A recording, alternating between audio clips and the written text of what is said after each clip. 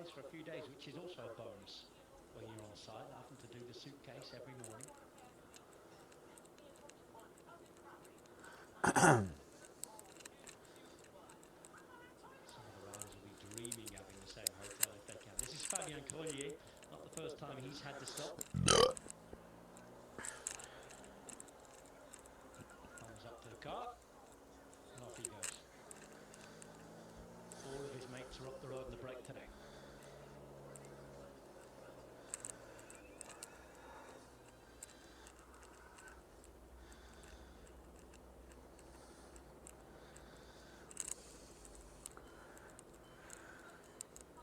A very warm welcome back to you, television viewers. It's the Tour de France, stage 18 today. Just under 180 kilometers in distance. Just over 3,000 meters to climb. Let's take that all the way to the finish now. 2 hellish days to come, tomorrow and Saturday.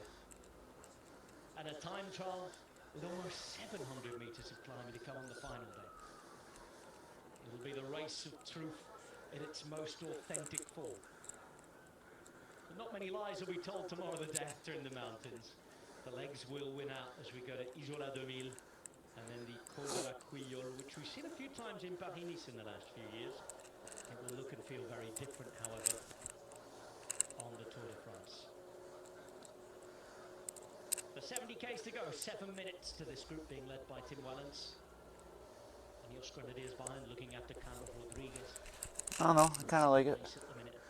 I think it works well. If he wants to move up, he'll have to take just the 6 seconds on his compatriot Mikel Landa at the moment in 5th. I'm talking of all things Spanish.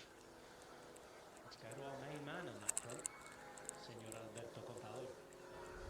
Estamos en el cuarto puerto del día, Cota de San Apollinaire. Well, here we are. El puerto más largo del día. The Col de Saint Apollinaire, the 4th climb of the day. It's the longest climb of the day, 7 kilometers long with an average of 5.5% gradient. Not too difficult, but in such a large group, I think it can give a good opportunity to have the breakaway of the breakaway that we speak about so much. It's true that we will have another climb and then those final uphill kilometers, but in my opinion, I think here is a nice point to start selecting from the breakaway, and it'll start being reduced, and those up front, well, it'll increase their chances of getting a stage win. Well, I know we're in France, but I think it's probably right we give you a very brief Spanish lesson here, because Larry mentioned this earlier on. He talked about la fuga de la fuga. That's exactly what Alberto was talking about, beautifully translated by Jonathan. The breakaway of the breakaway. The word for breakaway in Spanish is fuga, fuga de la fuga, the break of the break. And it's a phrase that was made popular if you watch the Movistar documentary, El Día Menos Pensado. The least expected day was the English translation. A wonderful series that ran for 3 seasons, really showing the very best and worst of a team. It was honest, it was open. They probably showed us much more than they needed to show, but I think that's why we loved it.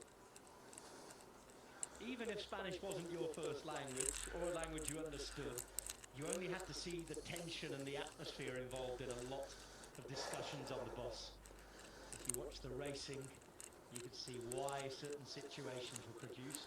You'd also ask yourself questions, what on earth were they doing? One man at the centre of it all was the sports director, a popular character, Chente Garcia Costa, and that was his phrase, la fuga de la fuga. So it basically means, Sean, that if you get in the breakaway, there's another move, and it's a large one that's going to go from that breakaway. And it's a perfect description. This is why Larry used it early on. There's 36 guys up the road, but we're not going to have a 36-man sprint, are we? No, and you know, that is the ingredients for a break, out of the breakaway, the big breakaway, and that's what we're going to see later on. And you know, even if nobody attacks out of I feel like it's pretty sensitive. sensitive. As you get closer to the finish, the pace is up a bit. You know, the wheel riders get dropped out of the rear, but you know, we've already seen in this race breakaways get away, then they get this advantage of 6 minutes, 7 minutes, whatever, and then they start attacking each other, and you get a smaller group coming out of this 36 man breakaway as we have here today. So you know that is going to happen. At what point? It's always yeah, the questioning. That's where you have to be careful, and you know, where you sit in the group as well, you try and pick a rider who looks strong. Um, Riders who have number of men in the break, teams of riders in the breakaway, numbers of riders, that's always important. And yeah, but it all depends where the attacking starts as well. If it starts on the climb, well then the strong men are going to naturally come to the front, because if you're sitting back in 15 position and attacks off the front, you know, if you're really good, well then you can close it. But if it's on the flat section and you're way down the back of the group, you know, and the guys can really power it on the front, then it can be a bit more a difficult one. So this is going to be one where, again, you're going to have to use your experience, and you know, where you're riding the group at the important times is going to be real important. And how long will they go before they start attacking each other over this one? Because 7 minutes now, they know that they have a lot of time to start playing about, so it could start a long ways out, more than we would be expecting. If you're this man on the right-hand side, Sean, for example, I think he's one of the best examples, isn't he? Jai Hindley, pure climber, winner of the Giro. The only way he's going to win this stage is if he really makes it difficult on the climbs. There are 2 categorised climbs to go. So do you start whittling things down already? Well, I think depending on how you're feeling, and if you're really feeling good and a rider of Hindley's quality, well then you can start doing it. And on the more Bike is all over the place today. as we heard from Alberto there on the ground, you know, the I'm not sure what to Santa Polinaria, it's almost 7 kilometers, gradient of 5.5% average. That is where you can do really pile on the pressure there, and then you will make a selection and get rid of, you know, the weaker riders, and also eliminate teams who have a number of riders up there. Because, you know, when you look at the teams like of Total Energies, you have Movistar, for example. They have got 3 riders. Total Energies have got 4, and other teams have numbers as well. EF Education, that's what you've got to do. You have to whittle down, break down that group, and then you have a better chance. But you have to be in good shape to do that. And if you start doing it early, you know, you have to be sure you're able to go all the way then with the riders who you end up in the front end of the race with. Goes for the same for riders with multiple numbers, and we're starting to see moves as we get onto the early slopes here now of Santa Polinaire. This is Chris Nalons. He has a teammate, of course, in Ugo Ulm. We mentioned Jai Hindley. This now is Sobrero, who's up there as well, remember. Meinke's, of course, is one of the top climbers. Interesting to see if it's that profile that comes to the front. You've got Matthews trying to follow. He's just a couple of wheels behind Chris Juhl Jensen, who might be a man who's there to control things and try and bring the group back if people get away. But we're about to start the Côte de Santa Polinaire, 7 kilometers long, 5.5% average. First real test to see how many of this break make it to the top, still in the front. And we've got it on the right-hand side. And look who's going. He likes to go for a long way out. He's gone again. Healy really making his move, that style of his. And well, Red Bull Borohan's going to have to follow. We know that there are numbers there for EF, 3 of them, and this is their long-range man. pedals feel a little heavy today. This is a big man. Healy, we know, you know, he just goes to the long range, and Probably really didn't really eat all that well. Sobrero is the one who comes across with Chris Nalons, and yeah, you can see the playing around behind, and that is the danger. If you get 3, 4, 5 riders get up the road, then they start marking each other. You can be really good, and the move, they all, you know, just mark you out. Then it goes to 20, 30, 40 seconds, and then it's a difficult one to get across. If the group that forms out front really works well together, we can see, you know, Visma also putting a man up here with Barthélemy moving with this one, and you can see here, you know, they're just looking, waiting behind, but still there's a lot of time. 6.3 to go on this climb. If you're really good, as we see yesterday on that final climb, Fucking riders itch. that were, you know, really finishing strong, and the good climbers, they can bridge across a gap of 20 to 30 seconds very quickly if you're still in that shape to do it. Geraint Thomas is trying to make his way across to the group as well. A couple of riders trying to get on his wheel. Lemon is the fourth rider in this group. Trying to get there to his track. Vonenbroek. It's gone from 4 to 6, and here's the first little let off. Godon, Kampenaerts at the back. Zimmerman on the right-hand side as well. This is Jules Jensen, who's not far from the back, and also trying to move up. Lidl Trek, sending a rider to the front as well. I'll tell you what, Sean, we try to be ready for every eventuality. We were there talking about the Fuga de la Fuga. I'm not sure neither you or I expected a move as soon as we hit the first slopes, though. Well, they're listening to us on the TV in the car. They said now is the time to go because the Eurosport commentators are saying it's not going to happen. The other teams will sit back and they'll just listen to the experience, but this is where you can get caught out.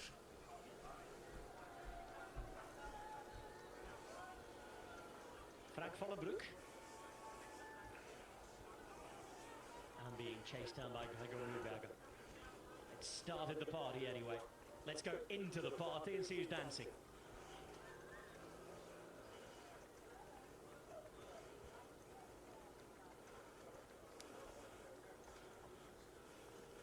Adam, you have a front row seat to the action.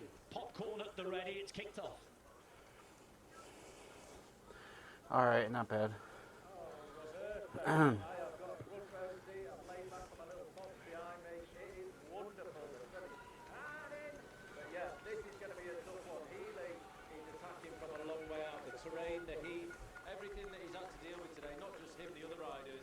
It's a long way to go still, and especially when the sun's shining like this. I mean, there's hot and then there's too hot, and it's too hot. I like it warm, but I don't like it this one. Let's not go there, Adam. Let's go to the front of the race and tell me who's looking good, who isn't. Because just as I'm talking to you, EF are at it again, and Sean Quinn is attacking. Sean Quinn, EF's looking good, but they're going to be on morale. They're going to be riding high on morale after Carapaz's win yesterday. Doing an absolutely amazing job. Van Aert's looking good. Hindley's looking good. G yesterday was struggling in that break, but he's looking strong. He's going on the right-hand side now. The delay in the picture, or he's following a move. I'm about 5 to 6 cars back, but there's riders within that group that will have been hiding in the wheels. If you look at Kampenaerts, you also look at Michael Matthews right towards the back. He's not up there following moves. He's just letting the riders do what they're doing, follow their moves for him. The same with Kampenaerts, the same with Kwiato.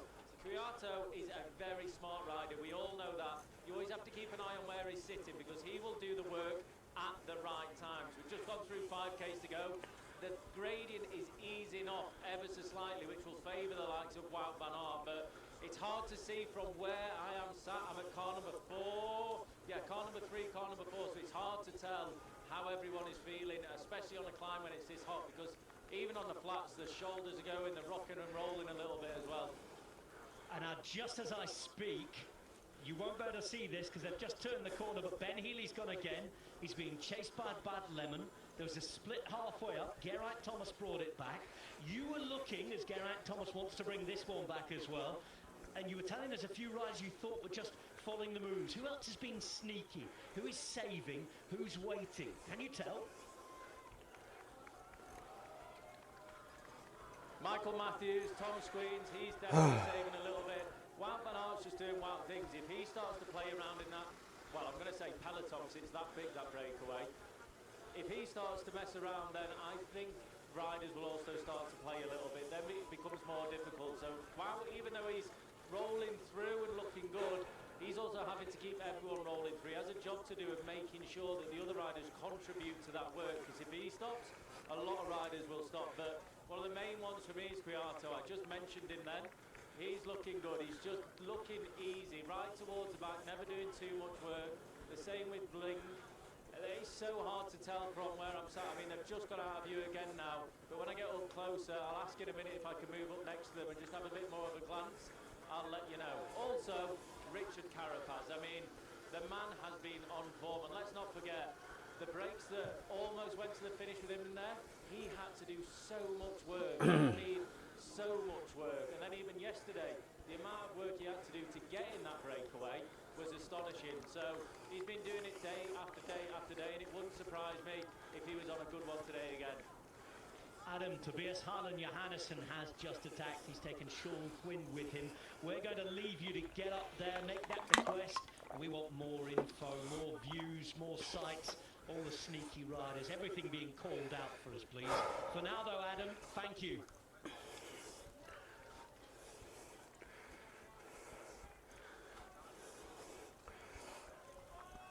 We've left Adam to go and search for some more answers, to get as close as possible. And Sean, we just saw Johannesson have a go there. It really has kicked off. We're halfway up the climb, and they are already throwing the left jabs around. We're waiting for a right hook yet.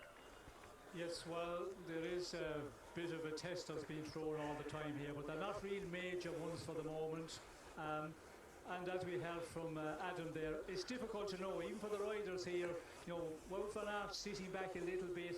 We see his teammate Bart Lemmens there going a lot of the moves. We have to wait a bit longer to see who's good. First victims have gone out the back. Matteo Sobredo, Chris Jensen, both have been active in chasing moves. And now then, Adam mentioned it. Watching, waiting, and now on the front. It's Michał Kwiatkowski who's being watched by Bart Lemmens. And Johansson comes too. It's more important now at the front for Hindley, because he's the only man remaining for Red Bull Bora Hansgrohe. Suddenly, though, it looks as though there might be less men remaining for Decathlon. Al-Mihai dropped, Godon going with him. This must be a real strong increase in the pace, because we are suddenly seeing riders lose contact, and it's more than just one or two, it's a handful there. Well, we're going to see the riders that are not feeling good already at this point, still with over 60 kilometres to go, losing contact here. But we can see Kwiato here, Michał Kwiatkowski. He's just looking around, and a rider who hasn't got his best legs, he can use his head a lot, use the experience, and go to the front and just start setting a pace. Some riders do not like this. Attacking, slowing down, attacking. So maybe just to set a pace and see what the reaction will be. And sometimes riders, get away, and they don't get away with just that power. It's just they pick the right moment, and everybody else just sits up, and you have 4 or 5 riders with you, and then behind they start looking at each other. But for the moment, Kwiatkowski looks to be the one who's wanting to dish out the power here, dish out the pain, and you can see a lot of looking around, and it is stretching out this group. And yeah, we have seen already a lot of riders in difficulty. Not the first time the man whose name means flowers has bloomed at the Tour de France.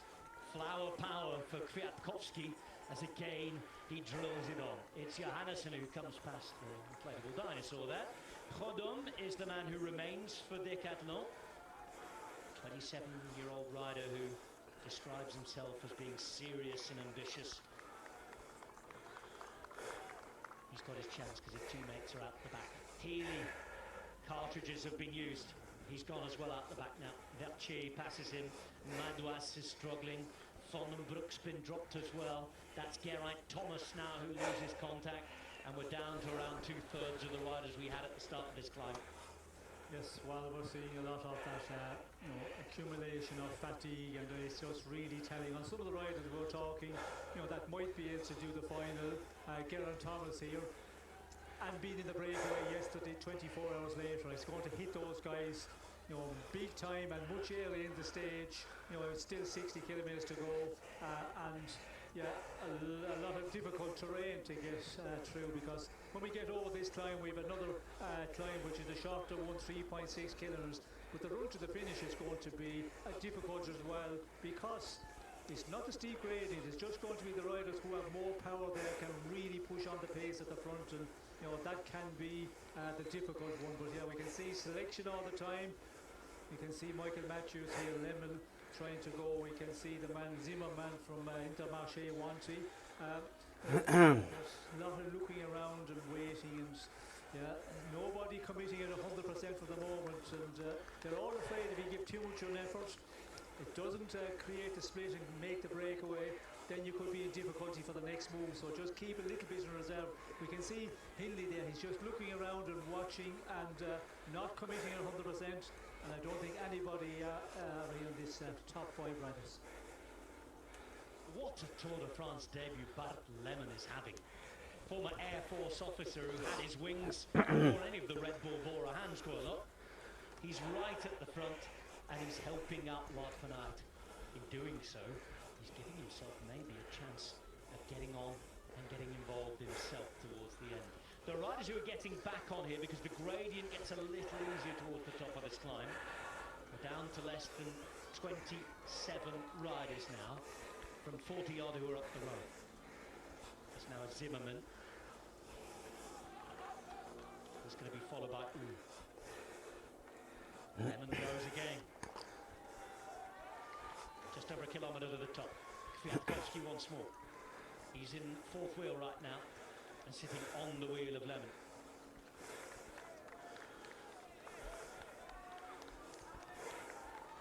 Robbie McCurry joins us. And Robbie, you were probably expecting a calmer introduction to things today, but no, you've missed the start. It's all kicked off.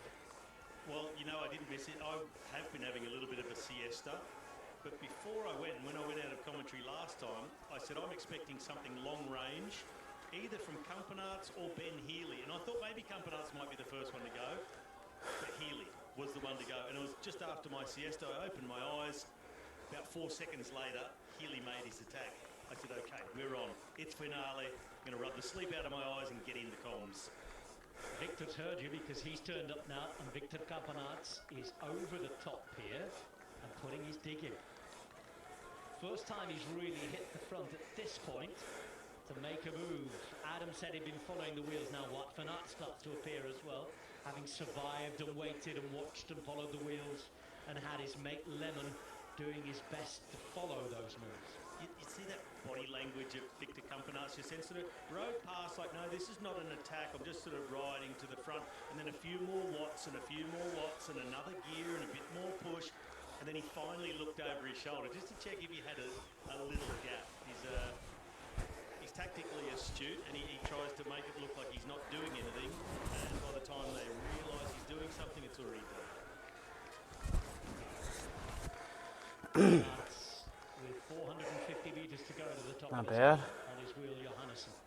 Then it's Van Aert. And look who's hovering. See how low we can get this heart rate now. King of the Mountains competition. Pink jersey on his back. Stage winner yesterday. Under 130 would be nice.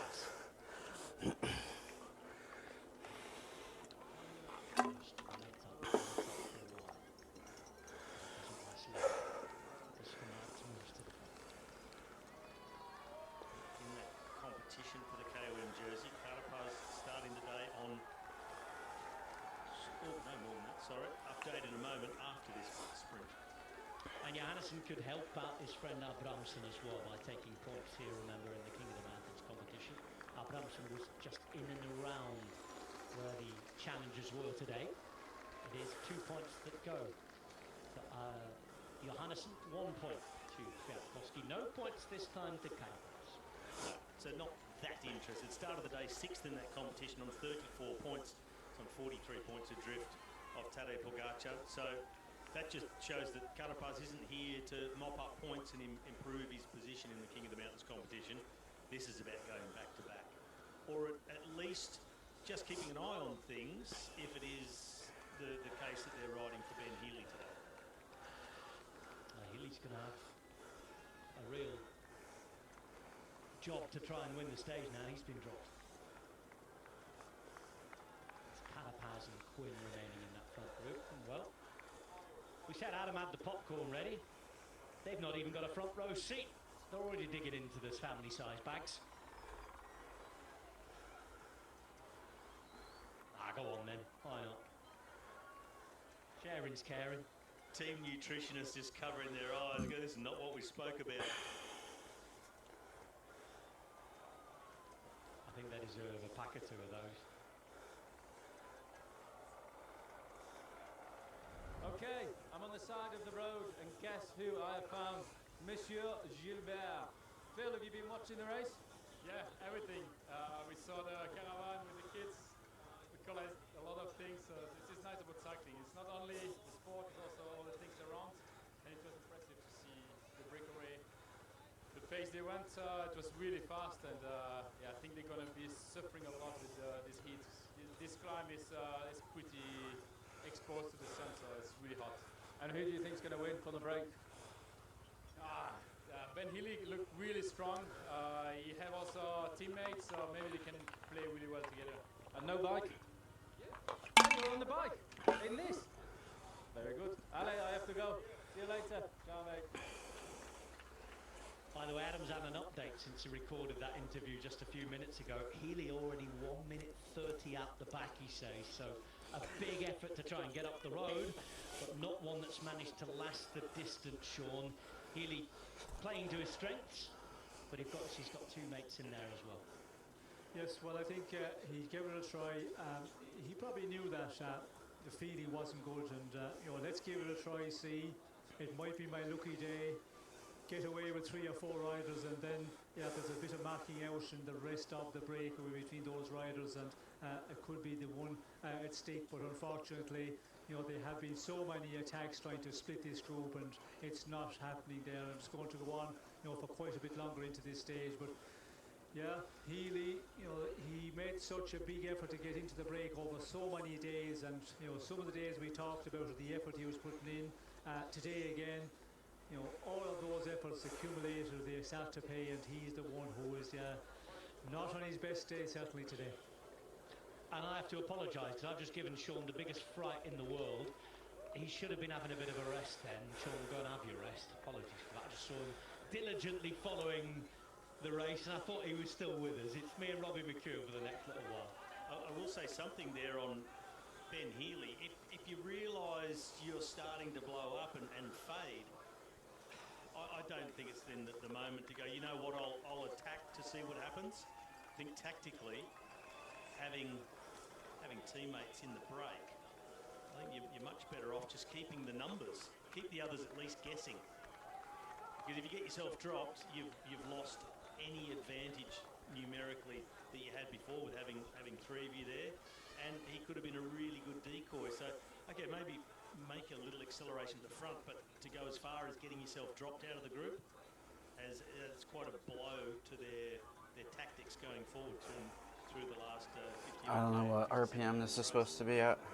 It's time to descend. I haven't seen anything. Downhill, twisting, turning left and right, 9:37 now, advantage for those who remain in the breakaway. This is Guillaume Martin.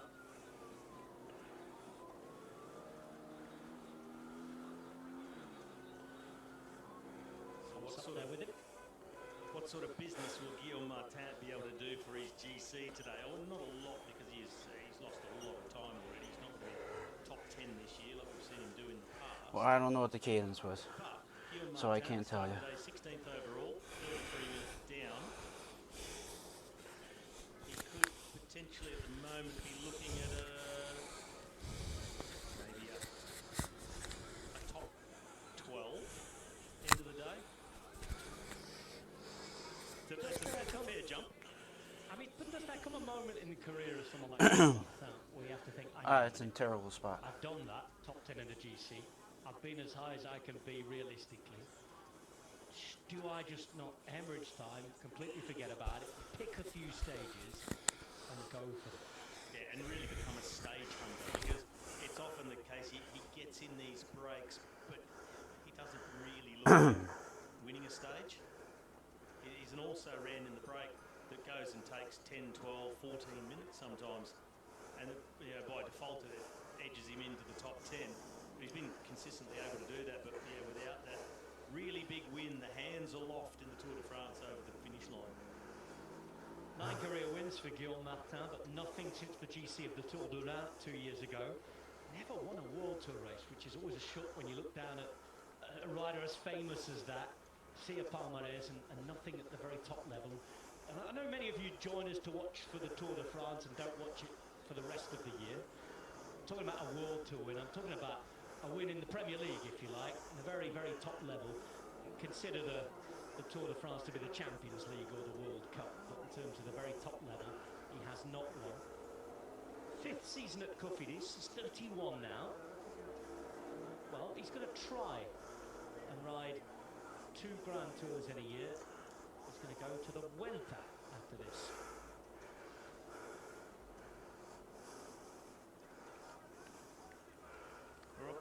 Town. Talking of performing at the very top level, he has won the KOM competition at La Vuelta a España and been third on GC at the Criterium do Dauphiné. So he's a very good bike rider, but I think you get to the end of your career, you'd like to see at least one Grand Tour stage victory on your palmarès. For him, of course, love that most of all to be in the Tour de France. Well, he has been awarded very recently an extremely prestigious prize away from cycling.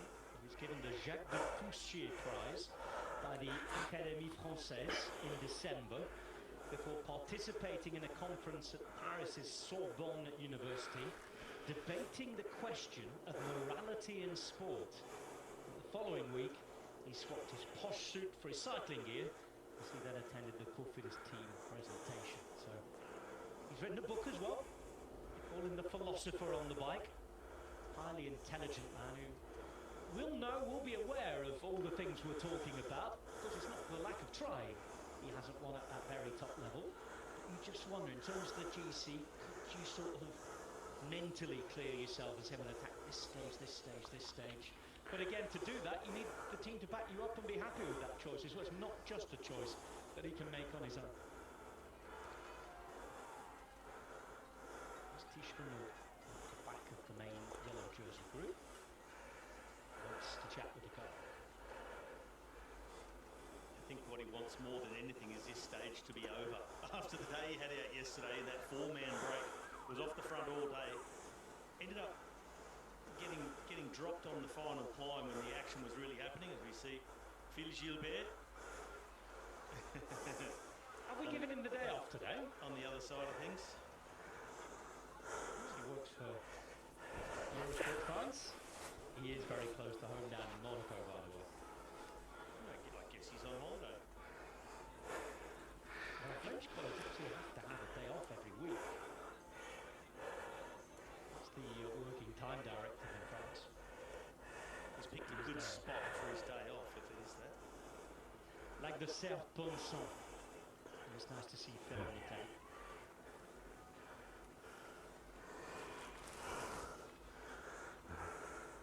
It's always funny when we were on the Tour de France on the site, and you had one commentator who one day a week had to sit it out, and they were chomping at the bit. They were desperate to carry on commentating, but the law prohibited them from commentating 7 days a week. Maybe that's why they brought Australians in for a few years. I did the world feed for Tour de France for a few years, and we never got a day off. Weren't aware of the rules. I wouldn't want to have a day off from this thing. It is wonderful. No, you do feel like you're missing out. You take a day off and then there's all sorts of action. You just would have loved to have been a part of it. But just quickly, back to Tish Benoit, the work he got through yesterday. Then he was dropped from the break. And then it was all happening in the group of favourites. He ended up having to ride on the front for Jonas Vingegaard. So as if it hadn't been hard enough all day, the battle that they had, holding off the chase, and a big group came to them, and you thought he'd be completely empty, and then he's trying to pace his team leader on the last part of the climb and in towards the finish. What a day out for Benoit. Also for this one, Tim Wellens, he's been suffering like anything, so him dropped very early on. Don't know if there's any sort of illness, but we do know he often traditionally does struggle in the heat. But as soon as the break moved away, things slowed down. Wellens regained contact with the peloton. They said, okay, well, now you're here, good to see you. You can go to the front and set the tempo. Ouch. It's a hard school, isn't it? Well, Tim Wellens really made this objective of his season, by the way. He said, yeah, he's won a lot of races. He's even won some smaller GCs, things like that. He's now the national time trial champion of Belgium, but he's never been on a winning team in the GC and the Tour. And he said this was really what he wanted to achieve this year. As it stands, he's on his way to achieving that. But I know that Pogacar has to do the work on Sunday in the time trial, nobody else. Wellens and co have 2 full days of hard work after this still to come to achieve their objective as we come to Saint-Apollinaire. And just to keep you up to date as to how intense it is yet again today, as we see another move off the front, Aramburu and Thomas have gone away on the descent as the wind's blowing across the lake. Wow. I can tell you that we are 5 minutes up on the fastest time schedule predicted by the organisers yet again. I can also tell you that as another move goes on the left-hand side from one of the Total Energy riders, that this, as it stands, yes, with 2 big mountain stages to come, but at the minute it's the fastest Tour de France ever at this stage. There we go, Geraint Thomas with Alex Aramburu. And I was always sort of under the impression that G's laconic interview at the start of the day with Matt Stevens, where he was saying, well, I hope the break that I sort of jump with isn't the one that gets away. No, he'll be really pleased with himself, and he's ultra professional. He does love a good laugh and loves to talk it down. A bit self-deprecating, but if you put him in this position, then he's going to give it absolutely everything, and he won't be sorry for a moment that he's in it. He's a superstar, and he's mixing with Hollywood stars now. Ben Stiller on his podcast the other day. What's Occurring, powered by Eurosport. You can catch it on all of your podcast platforms. And if he gets a good result today, I'm sure there'll be an emergency podcast incoming. And he's ahead with Aramburu. Bart Lemon was one of the riders who was in the chase. This is Almirai, who's worked himself back on the descent. There's a few riders doing that. Sean Quinn's there chasing too. Also in the move was Johannesson. We're coming up to the start of our next classified climb. We're coming up to 45 kilometres to go. So for now, until the finish, I'm going to hand you over to Colton Kirby. Thank you, Rob. Yeah, Robbie, that interview with Geraint Thomas earlier on today. Yeah, try and get in a few breaks, and hopefully I don't get in the one that goes up the road. Well, right now, he's in exactly that position. We also talked about how the race can come to you. If you're not feeling too well, he's been suffering with COVID. Well, here he is at the moment, duking it out front with Alex Aramburu. Bart Le Mans chasing on. Sean Quinn, the Captain America outfit for him, the American champion, is in here as well. Last man standing, you might say, but don't think that for EF Education. Richard Carapaz is still in with a shout, but after yesterday, how many resources has he got left? We expected to have a break from a break. That's precisely what we are seeing right now. The wind blew up. And indeed, they kicked a storm here. It looks like Carapaz might actually be thinking about coming to join the fun. Let's wait and see. At the moment, he's marking out, and Kwiatkowski is playing it very, very clever with, of course, Geraint Thomas up the road as well. Robbie is kicking off. This is exactly what we wanted. Final categorised climb. There's quite a lumpy approach to the line at the end of the day, and there's so many riders within this front portion of the race that could have glory today. Well, it really kicked off with Ben Healy was the one to get things moving, get the party started, but then he did too much, in fact, and got himself dropped. But it has really started that long finale, and you see it so often at this end of the Tour de France, these big breaks, they get a really healthy gap, over 10 minutes lead on the peloton, and there's not the impetus to push the break along and just build more time, because that's unnecessary. Riders start to save energy, get tactical, and then others start to plot where they're going to start going up the road. And if you're one of those that could use the climbs better than the flats, you feel like you've got more left in the tank than others in the group, then you go long range. You make everybody hurt from as far out as you possibly can. And it's sort of choosing a limit where the course suits you, but also a sort of a distance, a time frame that you think you can push yourself at your maximum, and that the others just simply can't match. You can only play the cards you dealt, Larry, and welcome back, Larry Wabas. It looks like it's a cooking out there. What we're hitting 33 Celsius late in the afternoon here. Yeah, I definitely think that's going to take its toll on the riders. You know, already we saw some guys drop that. Yeah, it was really unexpected. You know, I think Healy, he was one of the big favorites for the stage. So yeah, I think, you know, it's a combination of the last days, all the attacking, time in the breakaway, and then, yeah, you know, this heat, it can cook you. So we see, yeah, a really nice group going away here, and who knows, they might fight it out for the stage win. roller coaster ride. We've got to get dragged up to this little peaklet. We then go on a small plateau for about 5 kilometers, possibly a little bit less, before a downhill run, and then I think an introduction to the finale of the day. You can see on the graphic just about where we are. We're probably a little bit ahead of that arrow, as you can see. We are climbing 3.5 kilometers to the top, and there's a nasty section within this that comes early. I think they may have dealt with it, of 9%, Robbie. Yeah, well, it's an average of 5.5%, so that means that really this is the opportunity to cross, and the rest of the group are pedaling their way back on to this move. You could see them in the background just a moment ago that they were all strung out, and there was a definite hard pace being set, and it's one of the men from Total Energy who's doing that job. So that'll look to me like it was Mathieu Bergaudot. They've got 4 teammates in this move. It's Steph Kras, Jordan Jegat and Mathieu Vercher.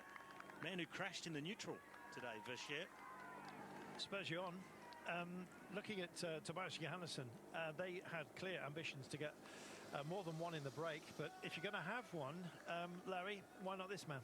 Yeah, I definitely think he's one of their best shots for today. You know, he's clearly showed that he's in form, and he's been flying up the road a lot of days, which is, yeah, it's cool because he had a rough start to the season. He broke his collarbone, I believe, so he was out for, yeah, a couple months there, and definitely coming back strong. So, yeah, they would have liked maybe Magnus Kort for the final, as it could end in a small group sprint, but I'd say Tobias Holland Johansson, he's not a bad second choice. Jörg Zimmermann as well. I mean, both he and Louis Meintjes, I don't know if they're going to offer each other turns, but Louis doesn't offer that much drafting opportunity to Zimmermann, but he is a beast, and he's actually been marking these out rather beautifully. Point up for grabs, which they have been duking it out for. Alex Aramburu up towards the front, but also Oya Lascano has been keen to get these mountain points. But this is about almost a sifting process, Sean Kelly, as you rejoin us, and it's a thinning down at the moment, and little gaps opening up. They're being closed again, but it's going to be the character of the rest of the day, isn't it, this? Well, I think it's the stage when the breakaway is the big thing in a lot of the riders' minds here. Of course, we can see the man from Movistar here just on the front, Lascano. He's going to pick the points if it's not too much a difficult one to do that. But they're all just being careful here, following the moves, try and not miss the breakaway. That's the thing. And we can see here Total Energies, they're getting very active because, you know, they have numbers in the breakaway, and that's what you can do if they're really riding well here. A number of the riders, you can, you know, play that card, and you can see the way they're attacking, then slowing down. You know, that tells that this tactical game is going on. Wonderful to see, Robbie. Yeah, this is Jordan Jegat from Total Energy. So he's the man doing the best for them. I mean, he's been sort of the most active of the attackers. I mean, the man doing best on GC, of course, is Steph Kras, who's hovering there in the, I think he's 15th overall going into today. So he's looking like he can make a good spring up in the standings. But Jegat has been really active the last few days and really amongst everything and trying to make his mark now. That long shot we just had back towards the lake, just giving an indicator of how much climbing we've done since within the last 3 or 4 kilometers. It's quite significant. In fact, over 3,000 meters of altitude gain today. We're just about done with our categorized climbs. There is a draggy run up to our finale, but who's going to be there at the end of it? That's the point. Just looking back, as Michael Matthews, I know you've been keeping an eye, Robbie, on him. He's been marking out a lot today. Has he been doing too much? He has been jumping around quite a lot and marking moves, and at the moment he just needs to just hang in there. He's sort of looking over the shoulder in the background there. He's lost his teammate Chris Juul Jensen, who's been trying to control things and just contribute to the work in the group, and now Matthews seems to be left on his own, and he's just going to see if he can follow the wheels as others are jumping around and sort of rely on others doing the work to cover things. He's just following across in the background. There's Jai Hindley in that little group in front of him, but they're not able to get back on the wheel yet of Lemon, Lascano and Julien Bernard. Larry, you can't follow everything, can you? No, but I have to say I've been really impressed by Bart Lemon here. You know, he's showed already the last few days that he's been riding strong, but you know, here's a guy who, he wasn't even a cyclist a few years ago. He was in the military, and yeah, I know when Jumbo signed him, Visma Lisa Bike signed him at the beginning of the year, a lot of people were wondering where he came from, and obviously they saw something in him, and yeah, the fact that he made the Tour de France team on the biggest team in the world in his first year there, it obviously shows that he has a lot of potential, and he's showing it right now. So I think he looks like a pretty good guy to watch for the final here, because he's looking really, really good. Talking of watching, what he's doing is watching where Wout van Aert is all the time. So I think that sort of gives us the indication of what Lemon's doing. He's marking things. He didn't go through a couple of times to the front on this group. He's just been marking the wheels. And just there again, where's Wout? He's coming up. So is Carapaz, a few others as well. Michael Matthews is doggedly holding on at the moment. This is fantastic, because the final actually looks like it suits Michael Matthews absolutely down to the ground. What kind of rider is going to win today, though? Bearing in mind, with this deep into a race, you look at a profile, you think, yeah, those guys should be good. But quite frankly, it depends on how the race has opened up for you, doesn't it? It's the magical mixture. Yeah. A little bit of luck, timing, strength. Just depending on if you're able to get away yourself. If you don't have a sprint, you make the right move at the right time. You go with someone else who sacrifices more than you do. You get somewhat of a free ride. It's going to be one of those intriguing finales with absolutely anyone of this group could win. Some have got teammates putting them at a slight advantage, able to cover moves, sit on. The other one's fast in the sprint. But it is an absolute lottery in a group this big. Sean, the wind's up, the sailboats are out. We've seen the kite surfers as well. I know it's one of your favourite sports to engage with in your downtime. Yes, love to be there. But we can see on this bridge it's going to be a little bit of wind, but other than that, it's not the wind is going to affect the race here. It's you know, the climbs, the attacking, the continuous, you know, opening pace, slowing down. That is a difficult one for a lot of riders. You know, a steadier pace would be better, but you're into this lottery, as we've been talking about, and you know, that's what is going to go on here. And you can see it's just going to continue on now. And will we get into the final as we get ever so close to the top of this final counting climb? And as you said, it's you know, force plat at the top as well, as we see Kwiatkowski having another go here. And that's what you've got to do. If you have not got numbers here, then you have to play the game cleverly and work the tactic and wait until you get the opportunity when there's a number of attacks after happening, then try and have a go. But you've got to have the legs here and got to have the power to do it on this climb. Well, he's the man that's been selected by Ennis Grenadiers to be their best hope for today, I think. And quite frankly, they need a bit of a fillip. A stage win would, I think, put a little balm upon what's been a troubled time for them at the moment. And he has flown the coop here. It's who can keep up with him. And it's Carapaz who's trying. The man in pink, winner of yesterday, flying around the outside, trying to cross the gap to Kwiatkowski. They're over the KOM, but it doesn't go down straight away. It flattens off. There's a couple of kickers towards the end of this plateau. It goes on for a kilometre or two before they reach the descent proper. Kwiatkowski would love to get to the descent in front because he's an absolute demon. It'd be a very hard man for anyone to follow, and that would enable him to create some sort of gap that he'd have to go about defending for the rest of the way into the finish. Gosh, the drones here bring in spectacular footage that you could only find with a wingsuit. Another one of Sean's favourites. Drama today, Sean, throughout the entire day. Sorry to tease you about your downtime. This is now full on, isn't it, for the rest of this stage, surely? Yes, it has to be full on. And you know, when you look at what's left here, we have this false plat with a few kickers in it, and then it goes downhill. But then we start, you know, a real difficult final here, because in the final 20+ kilometres, it does, you know, go up gradually, and you know, when you're racing full on, like that will hurt. It's just the sheer speed and the attacks coming all the time. That's where we'll see the stronger riders, you know, finding themselves in the front. How many that will be? Will there be a number of riders equally matched and we might go to the finish with 3 or 4? Will it be a solo? That is the question. Very difficult to pick a winner, as you said, Carlton. You know, who do you think can win at this group? Well, there are so many you could pick out, but there's a lot of riders as well you would be expecting to be up there that were dropped quite early, notably Healy going in the attack and then suddenly getting dropped. you'd wonder, you know, why was that? Did he expect that he was going to be allowed to ride off the front, maybe sneak away, as we say in cycling terms? But it wasn't going to happen on the climb there. We could see that, you know, there was action immediately, but he was the first one to kick off. A real pace about this now, and it's going to be carried until the end of today, as if it hasn't been quick enough already. Larry, they're saying that this is the quickest Tour de France that there's ever been. We've had some fast ones in the past. The records just keep falling, and it's because of riders like this man who just, quite frankly, there's no stopping them.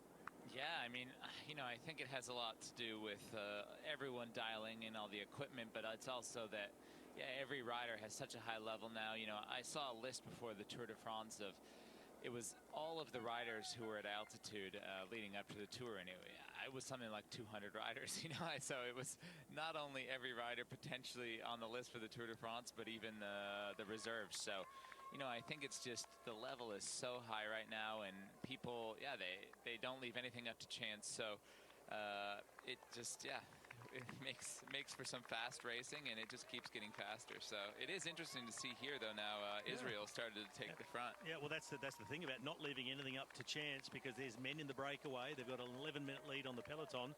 So Derek G and his team are becoming a little bit nervous about how close they're getting. Steph Kruss started 15 minutes behind Derek G on GC. So it's time to just set a little bit of pace on the way in, because they were feeling the heat from both Kruss and Guillaume Martin. The others a lot further down, nothing to worry about. But that'll be the go for Israel Premier Tech, just making sure Derek G's place doesn't come under threat from anyone in the break. And there are some pretty narrow gaps up there, I must say. The gap to fifth place between Mikel Landa and Carlos Rodriguez sitting at only 6 seconds as it stands at the moment. Battle as well for the top 10 with Felix Gall. He's at 39 seconds down on Santiago Buitrago, who himself is only 20 seconds away from Derek G. So all of these places become magnified in terms of their importance, don't they, as we get closer, of course, to our ultimate destination of Nice. Yeah, well, you work so hard to get yourself in the top 10. You just don't want to give it away by just cruising in with the peloton, where there was a little more that you could have done. So they're just doing that little bit more. It's required. Jake Stewart, the man on the front for Israel Premier Tech. Just in the wheel, Niels Pollitt, Marc Soler.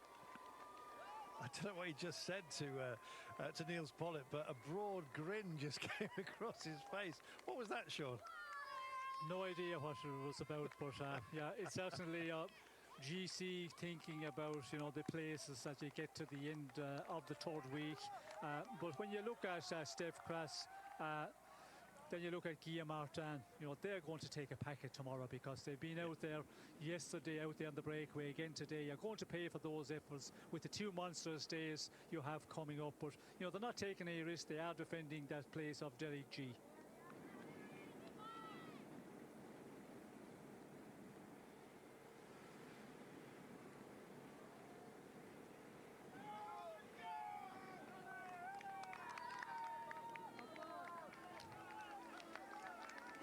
Mikkel Kwiatkowski has kicked over the hornet's nest, hasn't he? And the man who's out here trying to spray it down is Victor Campenaerts. Great TT man himself, but also really loves to wrestle in this kind of scenario.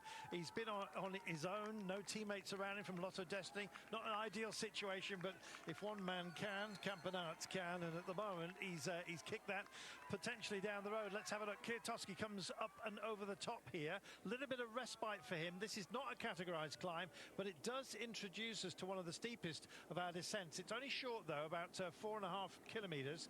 Then we'll hit a flat section where you want the sort of drive and time trialing abilities of Campenaerts. So I imagine Kwiatkowski's going to wait up for this pair right now, with the self-belief that in the end of the day, he can probably have them when he wants them. Yeah, well, they're onto the descent now. Well, I wouldn't underestimate Victor Campenaerts. If he came to the finish with him and had to sprint things out, he is really quite quick, the Belgian. They're almost across the wheel of Kwiatkowski, and this is the section of the course that I said Kwiatkowski would love to get to here with a bit of a gap, because when he points it downhill and just hits those apexes, uses every centimetre of road, he often opens up a gap behind him to the rest of the chasers. So along with Campenaerts is Verscher, the man who had a crash in the neutral section today. into a pedestrian barrier that he just didn't see. So a pretty average start to his day. What an incredible ending it could be. It could be. It's amazing what spurs you on, Larry. A little bit of bad luck at the beginning of the day can factor in a bit of anger, and that can help. Yeah, maybe a little bit of in the background crash. Ooh, no. Johannesson down.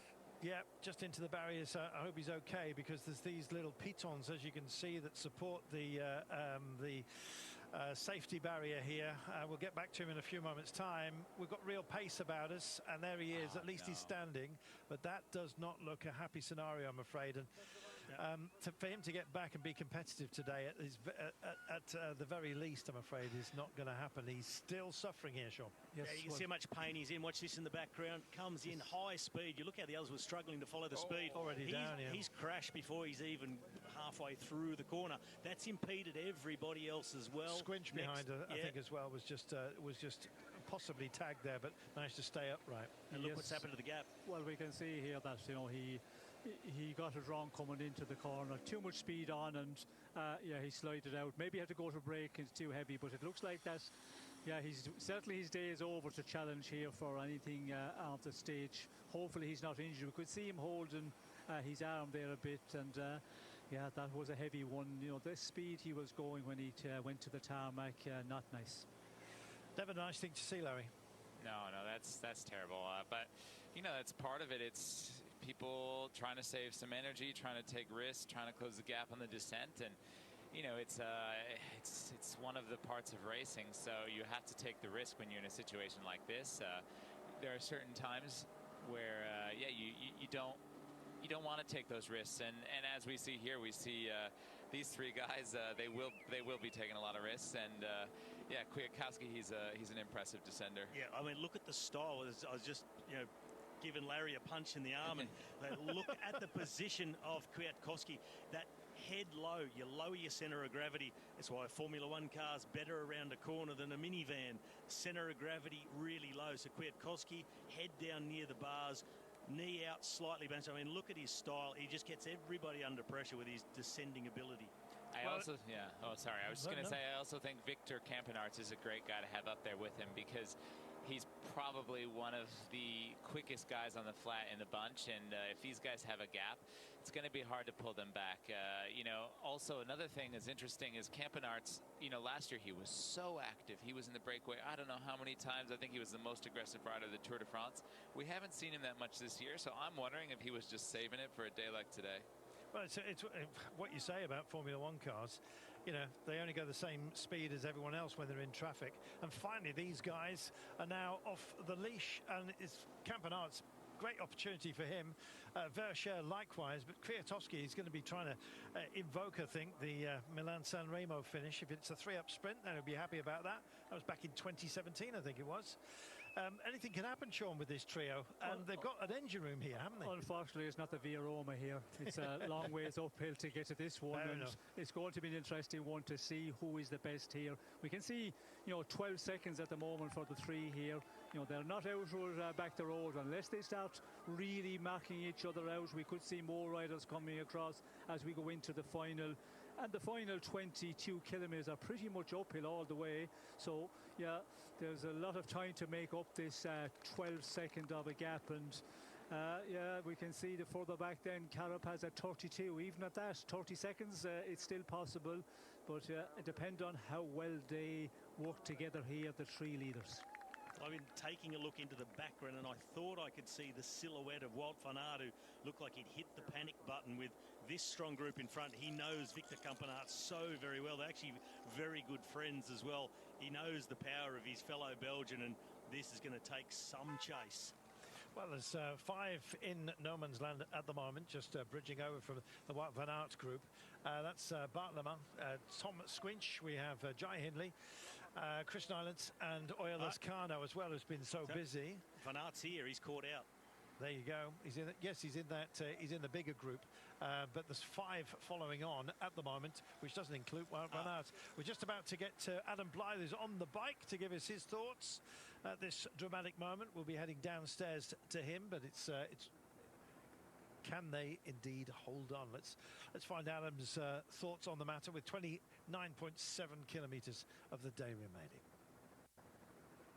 This is a very fascinating final. We've just been down the descent, a fast and furious descent at that as well. A scary one. We saw the Uno X rider that crashed there, all cut up around his shoulder. He's back on his bike, but it didn't look good. He might come past in it and try and get back on. But the race in front is a tactical one now as well. Got the riders in front. No rider from that second group will want to bridge across and tow other riders. They'll have to either do it alone, and if they do that, will they have anything left if they get there? It's very tactical. It's not always the strongest rider that wins in these races, and especially on a day like today. You've got to have the legs, but you need to be able to read it, and just watch the likes of Kwiato, what he's doing. The likes of Wout van Aert, I know he's behind right now, but he will wait. He will try and find that perfect moment when the road rises, uses a little bit of speed, because I can tell you now, we are behind the breakaway and we are doing 64 k's an hour. They are going at a rapid rate of knots. I'm looking forward to this finish. It's going to be a cracking one. Back to you guys. Ciao. Let's see how this one pans out. Sean, there's some real quality trying to come over here as well. But as Adam was saying, you've got to use your skills sparingly. I'm seeing this even within this group. Kwiatkowski's kind of saving himself just for now. When these guys get on, if they do join them, and it's only 12 seconds, 11 now, expect them to recalibrate, Sean, and then the attacks will come again. Well, it will be interesting to see this group come across, and we can see Hindley. It must be Bart Lemon is coming across, because we're hearing Van Aert, but Van Aert is back in the bigger group, so his teammate is the one who was getting across here. And it looks like 12 seconds, they should be able to get across, depending if they are cooperating well together, because the three out front, they're really digging deep at the moment. Yeah, the chase group, it is Wout van Aert's teammate Bart Lemon, along with Tom Skuins from Lidl Trek, Jai Hindley. He's the one in the Red Bull helmet. Chris Nielands from Israel Premier Tech, and Oya Lascano, who's just been amongst everything all day long. He just will not blow up. John, while we've got a moment, tell us about these stone figures. They're famed here. We've been by them before. Yep, these are the Demoiselles Coiffées, more commonly known as the fairy chimneys.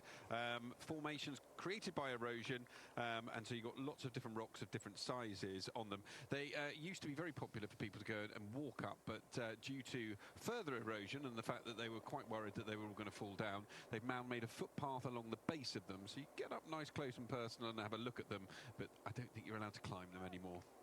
Erosion of ambitions as well. Thank you, John, for Ben Healy. Just accepted by the chasing peloton, who are now at 12 minutes and 25. Kwiatkowski, Campenaerts and Verchères, and that drive that Campenaerts can provide along the flat is about to be now tested even further as the road kicks up away from the lake here, a non-categorized climb. And in fact, this next ramp of 3 Ks is the steepest they have remaining.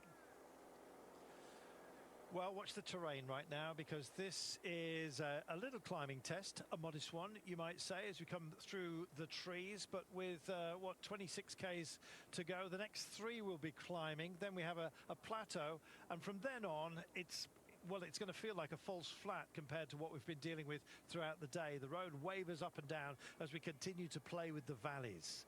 Larry, who's your money on? Oh, that's a tough one. If that's Lascano right there, then my money's on Lascano. Robbie? I'm going to go with Victor Campenaerts.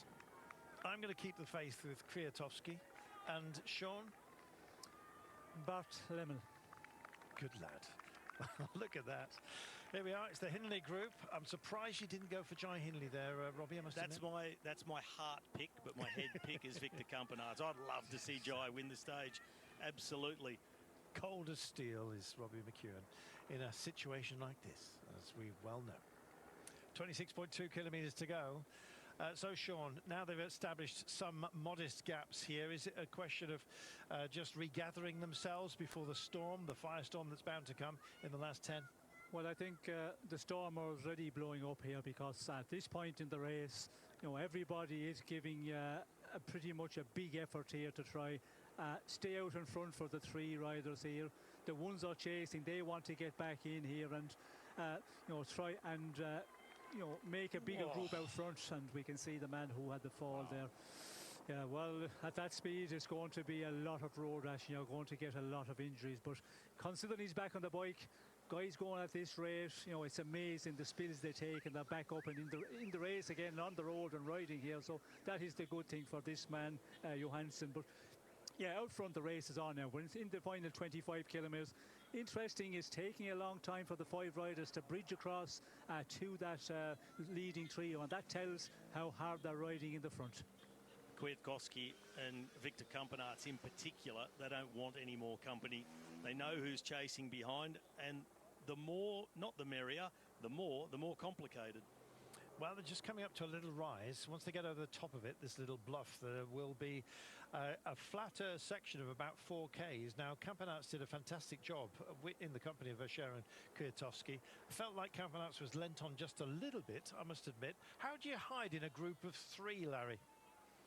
You don't. I mean, the only option is sitting on, and there's no chance to sit on here, you know, unless potentially Versher, maybe if he says, you know, I'm on the limit, I'm a kid, that might fly for a little bit. But I mean, if you're already there in those 3, that means you have some legs, and I don't think anyone can sit on. I don't think anyone can hide, and the only thing you could maybe do is kind of just pull through softly. But in this scenario, I think everyone needs to go full to really distance this group behind. Otherwise, yeah, like Robbie said, you don't want any more guys coming up, and yeah, the less guys, the better chance. Well, this is a replay of the move of Michał Kwiatkowski on that last climb. You know, so perfect moment too. He's been setting this up. Wout van Aert went through to the front, swung off, and all eyes were on van Aert. Up the inside, Kwiatkowski, instant gap, 15, 20 metres. And this is what you get. You can't underestimate a guy of his capacity. Yeah, and indeed his intellect as well, his intuition, his natural assumption of what's going on around him almost constantly. And he factored in, he saw Victor Kampenarts coming over, Sean. He must have welcomed that. But whenever anyone joins you, you must, of course, calculate and calibrate how much of a danger they're going to be and how much of a help as well. Well, I think considering where he was on the route with the distance to go to the finish, he was certainly really pushing on the descent. He didn't make it easy for Kampenarts to come across, but he needed, you know, some manpower there, and they definitely need the 3 out front, because we see that other chasing group of 5. You know, they're trying to get across also, and then you have that group behind as well, and they're all thinking, the 3 leaders, the 5 chasers, yet the group behind, maybe there's somebody, you know, really good there after getting caught out, and they could come across in the final 25k of this race. So yeah, you have to just push on, and yeah, it's a stage in the Tour of France, and you know, everybody just gives it their 100% here to try and get themselves into position to go for that. What a spectacularly beautiful day. Somebody asking about the colour of bluey green water we were talking about earlier on, as this man just wrestles a bit. It's Bruno Amarai just trying to almost just change his cadence here and get himself back in, but I'm afraid he's been dropped just for the time being. Louis Meintjes hanging at the back of this particular group, always seems to be in that position. Zimmerman, who's been so busy, but they're at 45 seconds. Sean, that's a margin that's going to be tough to close, considering the riders who are up ahead of them. Yes, it's you can see there they're just, you know, attacking, then slowing down, and that is the problem here. And at 45 seconds, 46 seconds, unless you get organised here, or a number of riders get out, the stronger ones get out of this group and try and come across. But 45 seconds is going to be a big ask.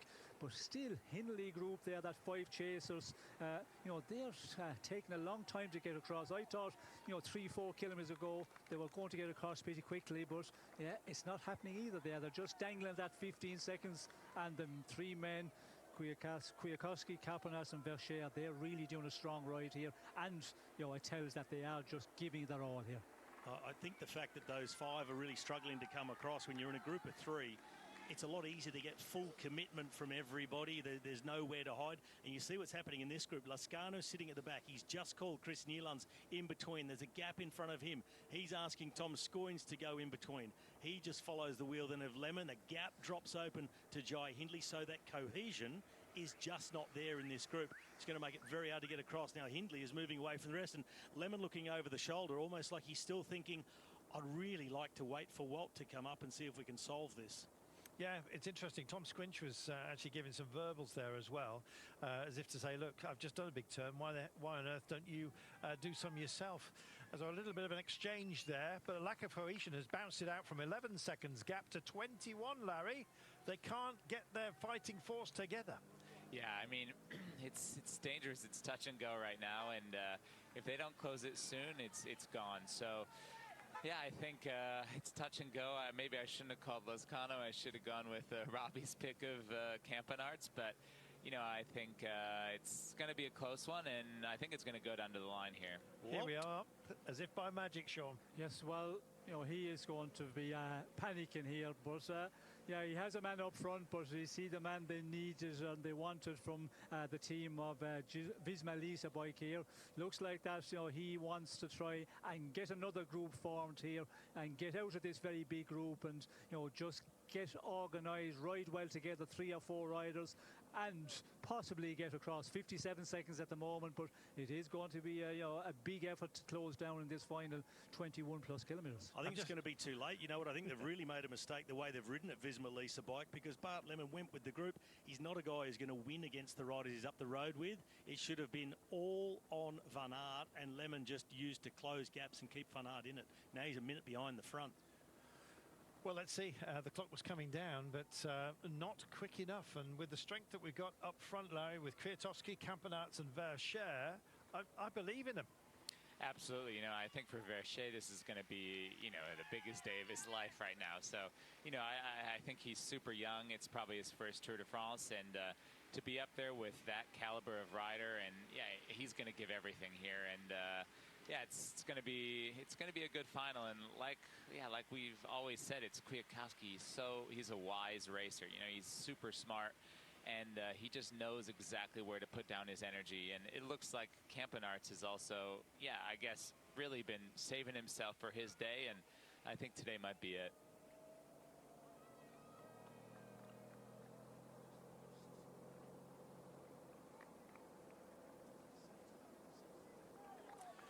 20.4 kilometres from home, and we have 28-second margin now, Sean. It's a handsome one for Kwiatkowski and Campenarts, with Verchere still very much in the frame. They're working beautifully, Sean. Yes, they are working well out front, but again, we can see the 5 chasers are getting a bit more organised there. They seem to be relaying each other, and 28 seconds.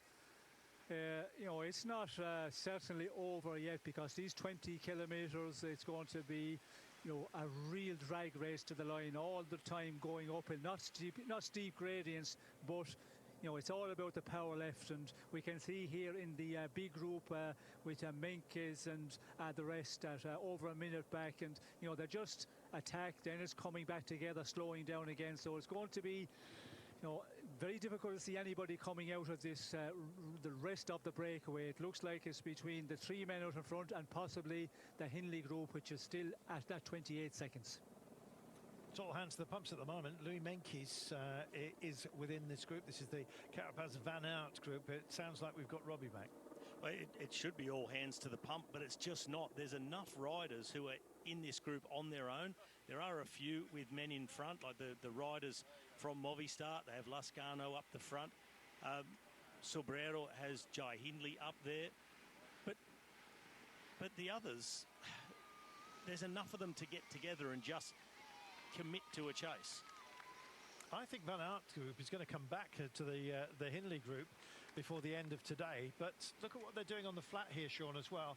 This was the drive that they had that established this breakaway, when Campenarts really just chugged into his time trialing capabilities, and he's doing it again. They're kind of leaning on him just now, but they're all using their best for this trio to produce something. Better to finish third than nothing at all.